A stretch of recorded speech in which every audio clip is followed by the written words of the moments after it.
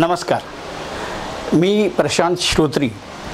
मी महाराष्ट्र मंडळ पोर्ट ब्लेअर इथला या महाराष्ट्र मंडळाचा प्रतिनिधी म्हणून आपल्यासमोर या ठिकाणी मनोगत व्यक्त करतो आहे। 1974 सालापासून कार्यरत असलेलं महाराष्ट्र मंडळ पोर्ट ब्लेअरमध्ये अतिशय यशस्वीपणे वेगवेगळे कार्यक्रम सादर करत आलेले आहे। पारंपरिक गणेशोत्सव, शिवजयंती, सावरकरांची पुण्यतिथी, आंबेडकर जयंती, आणखीन आपले पौराणिक किंवा पारंपरिक जे काही महोत्सव आहेत ते सर्व आम्ही अतिशय आनंदाने आणि गुण्यागोविंदाने साजरे करत आलेलो आहोत। महाराष्ट्र मंडळाची छोटीशी अशी स्वतःची एक वास्तूसुद्धा आहे। ती अगदी पोर्ट ब्लेअर शहराच्या मध्यवर्ती ठिकाणी आहे। दुग्धशर्करा योग असा आलेला आहे की 4थं विश्व मराठी साहित्य संमेलन जे अखिल भारतीय साहित्य महामंडळाने यावर्षी पोर्ट ब्लेअर घेणे या ठिकाणी घ्यायचं निश्चित केलेलं आहे।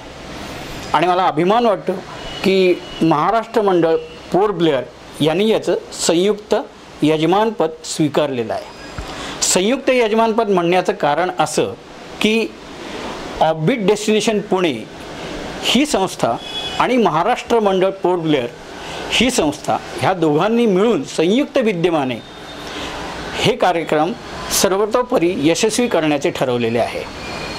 दिनांक 5 आणि 6 सप्टेंबर 2015 या 2 दिवसामध्ये हे कार्यक्रम हे पोर्ट ब्लेअरमध्ये हे साहित्य संमेलनाद्वारे संपन्न होणार आहे। आम्ही सर्वजण अतिशय उत्सुक आहोत की हे सर्व कार्यक्रम आणि हा सगळा जो काही एक वेगळ्या प्रकारचा अनुभव आहे हा आपण चांगल्या पद्धतीने घ्यावा, अतिशय छान पद्धतीने एन्जॉय करावा आणि ह्या संपूर्ण साहित्य गंगेचा आस्वाद घेण्याची आम्हाला सगळ्यांना वेगळ्या प्रकारची एक संधी मिळते। यामध्ये आम्ही खरोखर मराठी साहित्य संमेलन आयोजित करणाऱ्या साहित्य महामंडळाचे मनापासून ऋणी आहोत। छोटंसं वेगळं काहीतरी तुम्हाला सांगायची इच्छा आहे मला या ठिकाणी। अंदमान निकोबार हा द्वीपसमूह आहे। 572 बेट आहेत, 58 वर वस्ती आहे फक्त। त्या ठिकाणी सर्व भाषांची लोक गुण्यागोविंदाने नांदतात। बंगाली आहेत, हिंदी आहेत, तमिळ आहेत, तेलुगू आहेत, मल्याळी आहेत, सर्व भाषातले लोक गुण्यागोविंदाने नांदतात। कोणी लोक ज्या ठिकाणी पर्यटक त्या ठिकाणी येतात, पर्यटन स्थळ म्हणून ते अतिशय राष्ट्रीय काय आंतरराष्ट्रीय नकाशावर प्रसिद्ध आहे। तर सांगायची गोष्ट म्हणजे त्याला लोक मिनी इंडिया म्हणून सुद्धा संबोधतात। आणि अतिशय अभिमानाने सांगायचं तर आम्ही दरवर्षी साजरे करत असलेले गणेशोत्सवासारखे कार्यक्रम ह्यामध्ये अमराठी लोकसुद्धा तितक्याच उत्साहाने सामील होतात आणि भक्तिभावाने दररोज येऊन गणेशाचं दर्शन घेतात। मला खात्री आहे की ही जी साहित्य पंढरी त्या ठिकाणी जत्रा भरणार आहे त्या जत्रेमध्ये सुद्धा सर्व भाषिक मंडळी तितक्याच उत्साहाने